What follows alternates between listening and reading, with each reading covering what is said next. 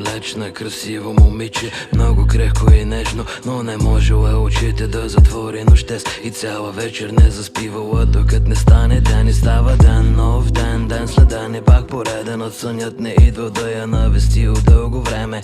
Пиела отвари, но очите не затваряла. И всички мислели, че има странно заболяване. Прииждали лечители, дори и явице на дълго време. Размишлявали над нейните проблеми. Разчула се мълвата за красивото момиче през петте океана. До ушите ми стигна.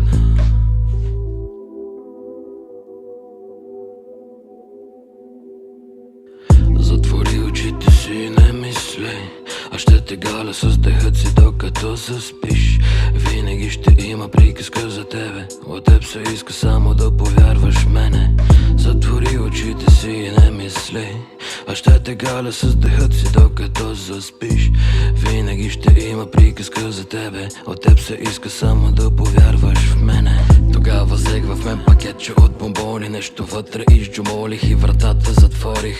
Пакетчето прашинка сложих щастие последно, нека ти да си щастлива, аз и без това съм беден. Пристигнах до вратата на неземна хубавица, влязах в стаята и до сега не бях я виждал. Омагьоса ме по начин, както никой до сега. Направи крачка и подадох ръка. Не се страхувай, казах тихо, отпусни се в моите длани. И прашинката тогава с топлина я нахрани. Отпусна се момичето, заспа в ръцете груби, докато съня и пазих тайно в нея се влюбих.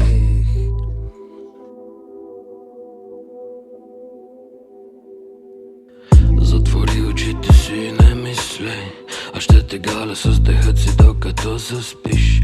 Винаги ще има приказка за тебе, от теб се иска само да повярваш в мене. Затвори очите си и не мисли, аз ще те галя с дъхът си докато заспиш. Винаги ще има приказка за тебе, от теб се иска само да повярваш в мене.